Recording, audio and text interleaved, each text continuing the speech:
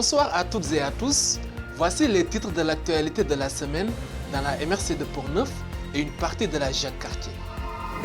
Plusieurs projets culturels destinés aux jeunes verront le jour dans les prochaines semaines.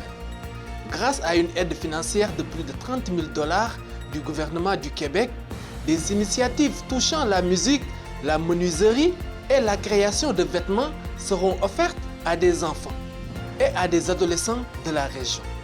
L'annonce a été faite mardi à l'école du Bateau Blanc à Saint-Casimir, en présence du député de Portneuf, Vincent Caron. Vous le verrez, notre équipe était sur place. La municipalité de Portneuf a accueilli la 7e édition du Festival de la banquise en fin de semaine. Un événement qui met à l'honneur la tradition du canot à glace sur le fleuve Saint-Laurent. Au programme, compétitions sportives, activités culturelles et remise de trophées devant des centaines de spectateurs. Vous en aurez le cœur net dans le reportage. L'actualité, c'est aussi Saint-Raymond qui mise sur le télétravail. 60 employés du ministère du Revenu installés dans 30 bureaux stimulent l'économie locale. Pendant ce temps, à Saint-Marc-des-Carrières, le projet de nouvelle bibliothèque suscite des questions sur l'espace et le budget. Nous vous présenterons ces dossiers des conseils municipaux de cette semaine dans le téléjournal. Chérie, me passerais-tu le beurre? Merci. C'est plate. Cette heure, toute la partie se passe rien que d'un bord.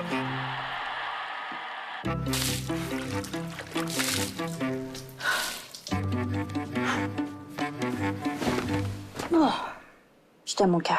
Moi aussi, mon cœur.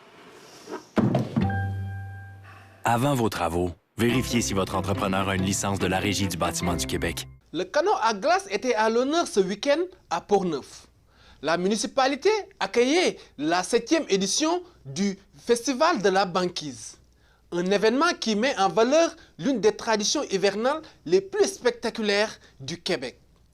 Plusieurs équipes se sont affrontées sur les glaces du fleuve Saint-Laurent, avant la remise des trophées aux équipes gagnantes. Voici le reportage.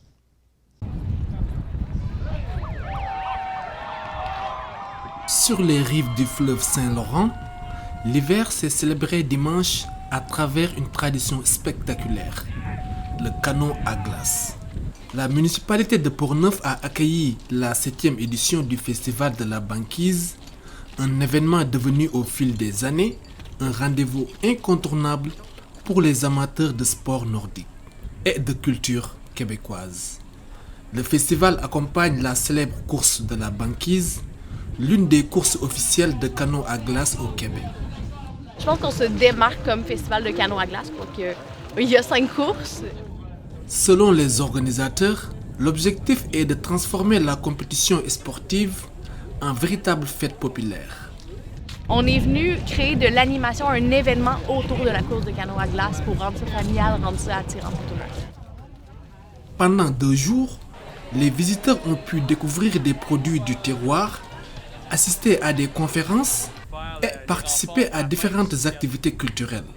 Cette année, la programmation mettait particulièrement l'accent sur les savoir-faire traditionnels.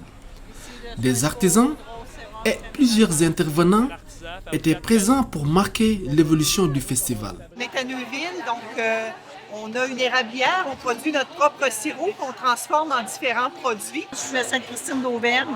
Je suis productrice de safran et d'eau de rose. Toutes mes créations sont faites à la main avec la corde de coton recyclée. Je fais des accessoires comme des boucles d'oreilles, des porte-clés, également des décorations pour la maison comme des petits macramés muraux, des capteurs de soleil. Je fais également des plus grandes pièces murales là, pour la décoration. Pour cette ethnologue, le canot à glace fait partie intégrante du patrimoine culturel du Québec. À l'époque de la Nouvelle-France, cette embarcation servait principalement de moyen de transport entre les 2 rives du fleuve. Premier témoin d'une traversée assez intense, merci, entre ce qui est aujourd'hui Lévis et Québec, c'est Samuel de Champlain qui était à l'habitation où ils habitaient et qui a vu des groupes autochtones qui étaient là. On croit que c'était des Inuits qui ont traversé dans des canaux d'écorce sur les glaces et qui s'en allaient pour pouvoir aller de l'autre côté rencontrer Champlain à l'habitation. Donc, c'est la première trace écrite qu'on a en 1609, le 20 février 1609, ce qui nous ramène à plus de 400 ans. Avec le temps, cette pratique utilitaire s'est transformée en compétition sportive. La première course officielle remonte au 19e siècle au Québec, avant de devenir une tradition hivernale emblématique, selon lui. La première course en canot officielle remonte au premier Grand Carnaval de Québec en 1894, en février 1894. Le festival a également mis en valeur la contribution des peuples autochtones à cette tradition. Pour le représentant de l'Office du tourisme Wendake, cette reconnaissance est importante. Déjà, c'est un grand moment de fierté, puis d'avoir des gens qui viennent nous voir qui disent « Ah oui, j'ai entendu dire que c'est les Autochtones qui faisaient de la traversée des rivières glacées au printemps avec leurs canots. » Donc évidemment, on faisait sûrement pas ça avec les canots en écorce, peut-être plus les canots en troncs d'arbres et tout ça qui étaient utilisés. Mais donc c'est le fun de voir que les gens comprennent d'où viennent des traditions qui sont évidemment bien ancrées dans le territoire ici pour les Québécois en plus. Mais le moment le plus attendu de la journée demeure la course elle-même. Sur les glaces du fleuve Saint-Laurent, les équipes se sont affrontées dans plusieurs catégories. Les athlètes ont dû ramer dans l'eau glaciale, courir sur les plaques de glace et pousser leur embarcation à travers les banquises. Une épreuve exigeante où la puissance physique, la stratégie et le travail d'équipe font toute la différence. Se rendre compte qu'on a réalisé, on y est arrivé. À l'issue de la compétition, plusieurs équipes ont été récompensées lors de la remise des trophées. Un moment fort du festival. Quand on va passer à la partie de la remise de la Coupe des glaces. Les équipes gagnantes dans les différentes catégories, notamment en élite femmes, élite mixte, élite ouverte et élite sport, ont été honorées devant les spectateurs venus nombreux encourager les canotiers. On vient de Shawinigan. On est venu rencontrer notre garçon et notre bru, notre petite fille, qui fait du canot et qui a participé. Pour les athlètes comme pour les spectateurs, cette journée a été l'occasion de célébrer une tradition unique au monde. Un bon match tout le long, si on peut dire. Exact, une finale assez serrée avec nos rivales Hugo Voyage, en fait, qui ont terminé première de la course aujourd'hui. Par 5 secondes! 5, 4, 3, 2! On est vraiment content de gagner. Ça a été une course difficile, par contre. Donc, à vous entendre parler, c'est pas vraiment évident. Vous avez eu à faire face à beaucoup de défis. Voilà, mais quand même, vous êtes parvenu à surmonter tout ça. C'est quoi votre force? Notre force? Notre force, c'est quoi notre force? On est quand même des grands gars costauds. Fait que nous autres, en rame, avec notre gabarit, c'est sûr qu'à la rame, on a un avantage, là, c'est ça. On est puissant quand c'est de l'eau claire puis on peut ramer. Aujourd'hui, c'était une super belle course. Belle température, il faisait chaud. Normalement, il fait plus froid que ça. On avait une belle banquise, puis après ça, beaucoup d'eau. Quand même pas mal de vagues. Mais on a eu des belles conditions. On a eu du fun. Belle énergie dans l'équipe, dans le bateau. On se sent bien, là? Ouais, beaucoup de fierté quand même. C'est malade. Au début de la saison, moi, je pensais pas compétitionner pour la Coupe pantoute. On dirait que là, c'est juste genre... Ça fait 3 ans qu'on a commencé. À chaque année, on progresse. Puis là, on voit vraiment le résultat. Là. On est vraiment contents, très fiers de nos performances. Malgré les défis posés par la météo et les changements climatiques, les organisateurs espèrent poursuivre cette tradition pour les générations futures. Près de 4000 visiteurs étaient attendus pour cette édition du festival. Un événement qui continue de faire vivre l'histoire, la culture et l'esprit d'aventure du Québec hivernal. Papa Moussa Camara, depuis Port-Neuf, pour CJSR. Parlons d'entrepreneuriat maintenant. Le 26 mars, les entrepreneurs de Deschambault sont invités à vivre une journée unique. C'est Café Connexion, une journée d'échange et de consultation pour prendre du recul, rencontrer d'autres professionnels et repartir avec des pistes concrètes pour développer son entreprise. L'événement est organisé par la Société d'aide au développement de la collectivité de Port-Neuf, la SADC. Au programme, conseil en coaching professionnel, stratégie marketing numérique et même des photos professionnelles originales pour booster ton image de marque.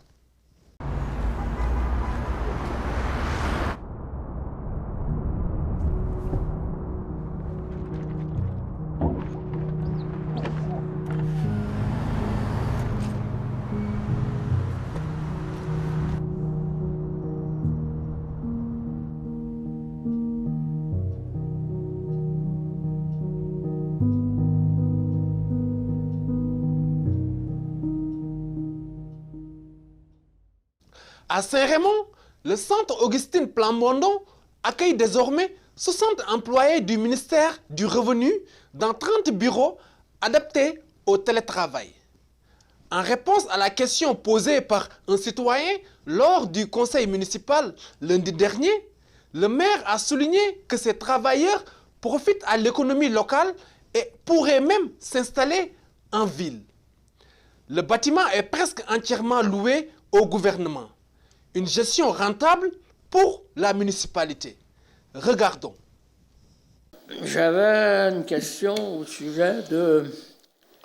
On parlait tantôt des commerces, puis tout ça, le centre Augustine Plamondon. Oui. J'avais déjà parlé, j'avais fait des bureaux pour 60 personnes du gouvernement pour le ministère de... 60 personnes du ministère du Revenu. Oui. Et on a aménagé, à cause du télétravail, on a aménagé 30 bureaux pour les 60 personnes. Il y a 30 bureaux pour 60 personnes. Oui. OK. Mettons, probablement, j'avais peut-être dû faire une statistique. Ces personnes-là, demeurent-tu à Saint-Raymond? Ils ont-tu construit des maisons? Ils ont-tu pris des loyers? Ils ont-tu... Ou maintenant, ils voyagent soir et matin? J'aime votre question parce qu'on a eu des félicitations quand on a réussi à avoir des gens du gouvernement qui venaient travailler à Saint-Raymond, parce que ce sont de bons salaires, donc des gens qui normalement aussi dépensent et peuvent dîner à Saint-Raymond et acheter à Saint-Raymond. Mais ma première réponse a dit, vous me féliciterez quand je réussirai à attirer ces 60 personnes-là qui restent à Saint-Raymond, parce que ce sont des personnes du comté de Portneuf et du début de même de Saint-Augustin qui viennent travailler à Saint-Raymond. Qui voyagent dans le moment. Là. Qui voyagent dans le moment. Un impact en fait de localisation ou de maison ou de loyer. Et moi, mon but, c'est bien plus, c'était d'avoir toutes les villes veulent avoir des travailleurs du gouvernement. Mais moi, mon but, c'est qu'il aime assez Saint-Raymond, de leur faire connaître Saint-Raymond qu'il aime assez pour y demeurer. Monsieur le maire, est-ce que je peux ajouter? Moi, j'ai une de mes voisines dans le rang Saint-Mathias qui restait dans Saint-Mathias, qui reste encore d'ailleurs là, qui travaillait au ministère du Revenu à Québec, puis ont offert aux employés de se déplacer. Elle est venue travailler ici. Fait que c'est un exemple, possiblement qu'il y en a d'autres, là, que je présume. Okay. Fait qu'elle aimait Saint-Raymond déjà partant, puis elle travaille ici, là. Okay. J'ai pas le nombre exact parce que le ministère du Revenu, il n'est pas vraiment avare sur les commentaires et je peux comprendre, là, c'est le ministère du Revenu. Donc, ils sont plutôt fermés. On peut pas aller visiter les bureaux, des choses comme ça, puis c'est normal. Je n'ai pas le chiffre exact, mais il y a beaucoup de monde de Saint-Raymond qui, justement, voyagent à Québec, qui maintenant peuvent travailler à Saint-Raymond aussi. Ça veut dire que, mettons, l'espace en pied carré est pris là, dans le moment à la grandeur du... Oui. OK. Oui. À part on a pris le bâtiment pratiquement complet. On a juste gardé la SAC, qui est restée à la même place, et le restant du pied carré est loué de façon rentable aussi, il faut le mentionner, au gouvernement du Québec. On reste à Saint-Raymond. Ce samedi 28 mars, la ville accueillera la 2e édition du Salon de l'installation septique au centre multifonctionnel Roland-Dion. Une trentaine d'experts seront sur place pour répondre à vos questions sur les installations septiques, les puits, le traitement de l'eau et l'environnement. L'entrée est gratuite et plusieurs tirages sont prévus, dont des fosses septiques et des crédits pour de futures installations. Le salon vise à aider les propriétaires locaux à mieux préparer le remplacement de leur installation septique et à s'informer sur les démarches, les coûts et les bonnes pratiques. Une occasion unique de rencontrer tous les spécialistes en un seul lieu et de repartir avec des conseils concrets. Pour plus de détails, rendez-vous sur le site de la ville de Saint-Raymond. Pour que le jeu reste un jeu, vaut mieux savoir comment bien jouer. Savoir s'amuser en fixant ses limites de temps et d'argent. Des fois, il faut prendre une pause. Il faut savoir qu'on n'a pas le contrôle sur le résultat et que rien n'est joué d'avance. On se croise les doigts? Il faut savoir qu'on peut gagner ou perdre. Parce que c'est juste du hasard. L'Auto-Québec s'assure d'informer, d'encadrer et d'accompagner les joueurs avec son programme Bien joué. De nouvelles initiatives culturelles destinées aux jeunes verront bientôt le jour dans la MRC de Portneuf. 3 projets touchant notamment la musique, la menuiserie et la création de vêtements bénéficieront d'un soutien financier de plus de 30 000 $ du gouvernement du Québec. L'annonce a été faite mardi à l'école du Bateau Blanc à Saint-Casimir en présence du député de Portneuf, Vincent Caron. Tony Vézina y était pour nous. Écoutons. Dans le dernier appel de projet, Portneuf qui se démarque toujours de manière remarquable, 3 projets porteurs se sont démarqués ici et ont bénéficié d'une attention financière, ont bénéficié d'une attention toute particulière et d'une aide financière pour un total de plus de 30 000 $. Nous avons donc le Café Ringo à Saint-Casimir qui s'adresse à nos tout-petits dans les CPE. Et Chloé va pouvoir vous donner plus de détails d'ici quelques minutes et vous exposer comment cela va se décomposer à l'intérieur des CPE de la région. On a ensuite le projet de culture et patrimoine des Chambeaux-Grondines qui s'adresse à des jeunes de l'école du Bateau Blanc, donc vous directement, à l'école du Bateau Blanc, oui, et à l'école La Riveraine de Portneuf. Donc, est-ce qu'il y a aussi un autre groupe, tout à l'heure, tu vas pouvoir nous en dire un petit peu plus. Donc là, vous allez apprendre à manier les outils si vous ne le savez pas déjà, mais je suis convaincu que ce sera une expérience enrichissante. C'est un projet qui est intitulé Bois Vert, petite école de menuiserie, donc des ateliers d'initiation à la menuiserie. Le projet avec Sophie Simard, qui est donc responsable de ce projet Emballe-toi, qui s'adresse à des finissants et des finissantes de l'école secondaire de Saint-Marc. Là aussi, on aura un peu plus de détails tout à l'heure, mais Madame Simard offre un accompagnement pour créer ou modifier des tenues de bal de finissants. Donc vous le constatez, on s'adresse surtout à nos jeunes dans cette rencontre d'aujourd'hui. Ce sont des aides financières qui sont accordées dans le cadre du programme de l'offre culturelle dans le parcours éducatif. Donc, on vous accueille à l'école du Bateau Blanc. C'est une école qui a 117 élèves du préscolaire 4 ans à la 6e année. Et je suis en présence de 12 élèves, en fait, qui participeront, qui auront la chance de participer à l'activité menuiserie dès demain à notre école. Donc, c'est une première et nous sommes bien fiers. J'ai bien hâte d'entendre parler de ce bel atelier qui sera offert à nos élèves. Nous, on opère différents ateliers en lien avec les savoir-faire traditionnels dans le cadre de ce qu'on appelle les ateliers du moulin. Donc, on fait ça à Deschambault dans un atelier d'ébénisterie dont on est propriétaire. Puis, de façon générale, notre clientèle, c'est des adultes et puis c'est souvent même des gens qui sont à la retraite. Et ça faisait un certain temps qu'on cherchait à proposer une offre qui était spécifiquement adressée aux enfants, mais dans un contexte qui serait facile pour la participation, mais qui serait aussi, bien sûr, sécuritaire.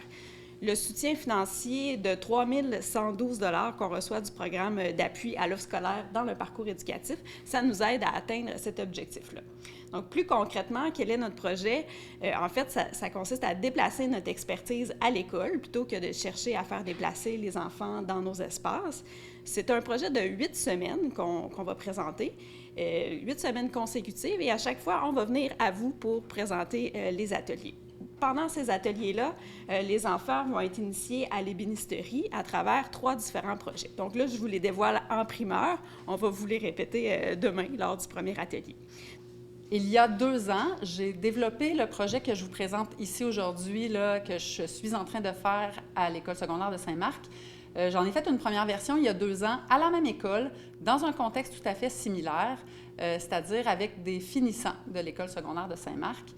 Le but du projet étant de les accompagner dans la personnalisation de leur tenue de bal de finissants.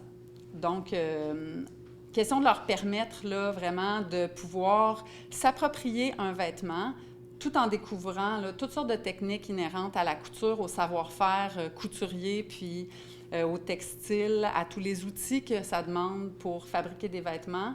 Je les accompagne, dans le fond, là, dans un projet personnel afin qu'ils puissent arriver, après 10 semaines d'atelier, à avoir un vêtement qui va leur ressembler, desquels ils seront fiers, qu'ils pourront porter pour le bal des finissants. Je suis là en tant que présidente du conseil d'administration du Ringo, qui est un espace culturel et communautaire qui se situe au cœur du village de Saint-Casimir. Puis l'organisme a déposé donc une demande de subvention pour aller faire un beau projet dans les 3 installations du CPE La Veilleuse. Donc, une installation à Saint-Marc, une installation à Portneuf, une installation à Saint-Alban, qui regroupe un total de 107 enfants entre l'âge de 0 et de 5 ans. Et le projet se déploie en 3 étapes. C'est un projet principalement musical qui a pour conviction de base que la musique est accessible à tous et toutes, que tout le monde peut développer sa créativité par rapport à la musique et que les enfants, que les jeunes, que les humains, dès le plus jeune âge, sont capables d'apprécier plein de sortes de musiques différentes à partir du moment où la musique leur est présentée dans un format qui correspond à leur stade de développement. La Société d'horticulture et d'écologie de Portneuf, la CHE Portneuf, vous invite ce dimanche 22 mars à sa conférence horticole, intitulée « Rajeunir une plate-bande ». L'événement se tiendra au centre multifonctionnel Roland-Dion de Saint-Raymond. L'atelier sera animé par Louis Saint-Hilaire, conférencier en horticulture.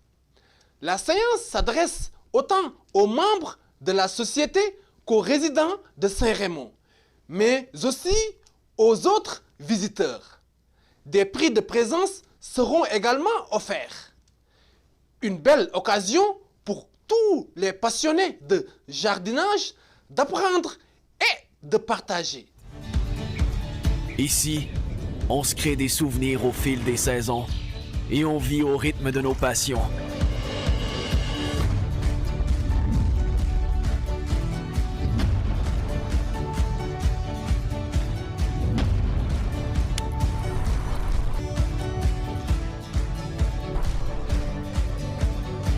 Ici, quand l'aventure nous appelle, on répond.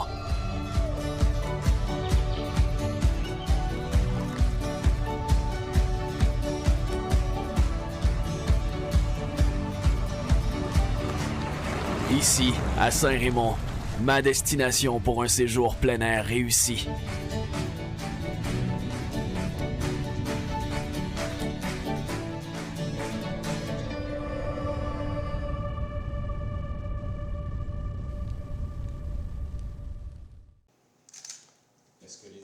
Le gouvernement du Québec accorde 222 660 $ pour soutenir la coopération intermunicipale dans la MRC de Portneuf.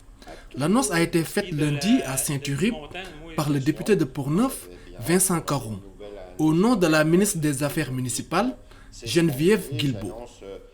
Donc de bonnes nouvelles pour 4 municipalités finalement, un investissement de plus de 200 000 $ dans Portneuf. Cette aide financière provient du Fonds Région et Ruralité, un programme qui vise à encourager les municipalités à travailler ensemble et à partager leurs ressources afin d'offrir de meilleurs services à la population. Aujourd'hui, on voit l'importance d'avoir donné ce coup de main et ce partage. Moi, je vois les équipements, l'argent qu'on ne met pas à certains endroits permet d'acquérir des équipements supplémentaires. Donc tout ça aussi, c'est au bénéfice de notre population. Et je me réjouis bien entendu de la multiplication de ces attentes. Concrètement, 2 projets de coopération seront soutenus dans la région. Une somme de 150 026 $ permettra aux municipalités de Saint-Uribe et Saint-Casimir de partager les services d'une ressource en inspection municipale. Un second montant de 72 634 $ sera accordé à Sainte-Christine d'Auvergne et Saint-Alban afin de permettre le partage d'une inspectrice municipale en urbanisme ainsi que d'une technicienne en urbanisme. Cela revient à soutenir le partage de services d'une ressource en inspection municipale entre Saint-Uribe et Saint-Casimir pour un montant d'environ 115 000 $ et aussi environ 70 000 $ pour soutenir le partage des services d'une inspectrice municipale en urbanisme et d'une technicienne en urbanisme entre Sainte-Christine d'Auvergne et Saint-Alban. Selon le député Vincent Caron, ce type de collaboration permet aux municipalités d'éviter les dédoublements, de réduire les coûts et d'améliorer l'efficacité des services municipaux. Et c'est vrai, comme je le disais, on a même pour les plus grosses municipalités, je pense par exemple à Saint-Raymond, eh bien eux aussi sont très amateurs de partager des ressources lorsque nécessaire. On évite bien entendu les dédoublements, on diminue les coûts, on améliore l'efficacité des services, on planifie mieux l'avenir, mais surtout on respecte finalement le mandat que nous ont confié les citoyens, c'est-à-dire de gérer du mieux possible les revenus de taxation que les municipalités peuvent recevoir. Pour plusieurs petites localités, le partage de ressources humaines représente également une façon d'attirer et de retenir des professionnels spécialisés. On sait que chacune des municipalités a sa caserne, mais est-ce que toutes les municipalités ont les moyens d'avoir un spécialiste en je sais pas, recherche en eau vive? Possiblement pas, mais en revanche de partager ce genre de service à plusieurs municipalités, ça peut être intéressant. De leur côté, les élus municipaux estiment que cette entente permettra d'offrir un service plus constant aux citoyens, notamment pour le traitement des permis, l'application des règlements municipaux et l'accompagnement dans les projets de construction ou d'aménagement du territoire. Cela aussi permet d'offrir un service professionnel en urbanisme à toute notre population respective. Que ce soit la surveillance et l'application des règlements municipaux, les locaux et provinciaux, de faire le traitement des demandes de permis et de support administratif et technique aux directions générales respectives. Et en plus, je pense qu'il y a une valeur ajoutée parce que ça multiplie les échanges entre nos municipalités. Le fait de partager une ressource, et ça va au-delà de cette ressource-là. Alors, je pense que c'est porteur pour l'avenir qu'on travaille ensemble. Merci. Pour ce qui est du montant, moi, j'ai aucun problème avec ça. On prend tout. Hein, comme on dit dans notre petit milieu, chaque sou qu'on peut investir dans nos ressources, comme dans le cas de Saint-Alban. Et nous, dans le fond, Saint-Alban est regagnant. Et nous aussi, quelque part, parce qu'on va engager un bras-douette à notre représentante. Fait que ça va faire en sorte que les deux municipalités vont tout le temps fonctionner là, en harmonie. Saint-Alban est une municipalité, beaucoup de lacs, mais le support de l'inspectrice municipale et du support aussi technique va nous permettre de continuer à développer le territoire puis à faire en sorte de grandir de façon positive et en collaboration avec Sainte-Christine et les autres municipalités autour. Les ententes de coopération sont prévues pour une durée d'environ 3 ans. Les municipalités pourront ensuite évaluer les résultats et décider de poursuivre ou d'élargir ces collaborations. Le gouvernement du Québec souhaite d'ailleurs multiplier ce type d'initiatives dans les régions, où le partage d'expertise et de ressources devient un levier important pour soutenir le développement municipal et améliorer les services offerts à la population.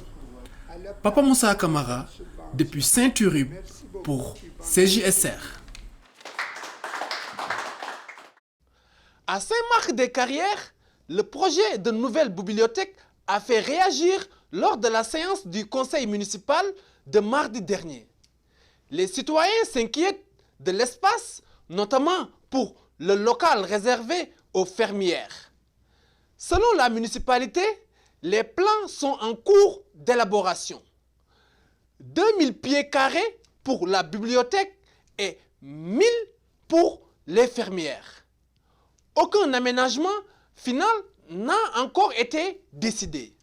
Et le budget de 125 000 $ pourrait être ajusté selon l'évolution du projet. Tony Vézina a suivi la séance pour nous. On avait jasé lors de la rencontre du 6 mars dernier. C'était au niveau de la superficie plancher, parce que là, on apprenait qu'il y avait un nouveau local qui se construisait pour les fermières. Donc, ça réduisait, ou en tout cas, ça limitait beaucoup l'espace que nous avions de disponible pour la bibliothèque. Puis, on avait diverses propositions, soit d'élargir, soit de repousser les fermières vers l'arrière. Est-ce que ça a été décidé? C'était discuté. M. Tessier a discuté avec l'architecte. On n'a pas eu la réponse précise. Ça va être en largeur, ça va être déplacé. On n'a pas la réponse précise, mais c'était demandé à la firme d'architecte de travailler un plan dans ce sens-là. D'accord. On n'a pas de réponse formelle. Ben, j'ai vu passer le courriel aussi, j'ai pris contact aussi avec la firme. Je peux confirmer effectivement, comme M. Dino a dit, la firme d'architecture travaillait déjà sur le plan d'architecture. C'est juste qu'on officialise le mandat présentement. Normalement, on devait avoir reçu le plan aujourd'hui, mais j'ai vu, il n'a pas été reçu. Hier encore, on avait des conversations avec la firme. Pour, en ce qui a trait à la demande que vous aviez faite avec le comité, là, j'ai vu une superficie supplémentaire ajoutée à la superficie initiale, qui porte votre superficie à 2000 pieds carrés. C'était ce qu'on avait demandé dans les différentes rencontres que nous avions eues avant le 6 mars. Exact. Puis on garde 1000 pieds carrés pour celle des fermières en arrière. Donc, est-ce que le budget de 125 000 $ qui est accordé pour la bibliothèque, ça comprend ce local-là des fermières ou pas? Est-ce que ça réduit le budget? Mais normalement, le budget, comme on vous a expliqué, vous étiez là aussi, donc on vous a expliqué que le budget initial était pour la bibliothèque, mais on vous a expliqué aussi ce qui s'en venait, puis ça se pouvait aussi qu'il y ait des surplus, puis qu'on verrait à ce moment-là sur le conseil qu'est-ce qu'il en était. Donc c'est ce qu'on vous a expliqué clairement, je crois, le 6, vendredi le 6 dernier. Merci. Je voulais que ce soit... La relève artistique brille au Québec. La Fédération des télévisions communautaires s'associe au réseau intercollégial des activités socio-culturelles du Québec, le RIASQ, pour soutenir les jeunes talents lors de l'édition 2026 de Cégep en spectacle. Une bourse sera remise à chaque finale régionale, pour un numéro qui ira jusqu'à la grande finale nationale. Les représentants de la fédération seront sur place pour rencontrer les artistes et remettre les prix. Les finales se dérouleront les 14 et 21 mars dans plusieurs cégeps, notamment à Victoriaville, Rivière-du-Loup, André-Laurando et la Pocatière. Une belle initiative qui met en lumière la créativité des jeunes et le dynamisme culturel des communautés partout au Québec. Ce mois-ci, le Cerf-Volant de Portneuf propose aux familles des activités gratuites pour le bien-être des enfants et des parents. Au programme, une conférence en ligne sur l'estime de soi chez l'enfant.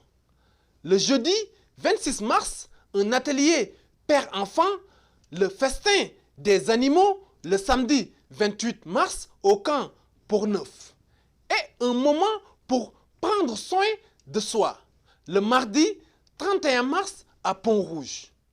Des occasions parfaites pour apprendre, créer, se ressourcer, tout en renforçant les liens familiaux. Pour participer, il faut s'inscrire auprès du Cerf-Volant. Ainsi se termine ce téléjournal hebdo. Maintenant, place à la météo, suivie de votre émission Interrogé. Merci d'avoir été des nôtres et à la semaine prochaine.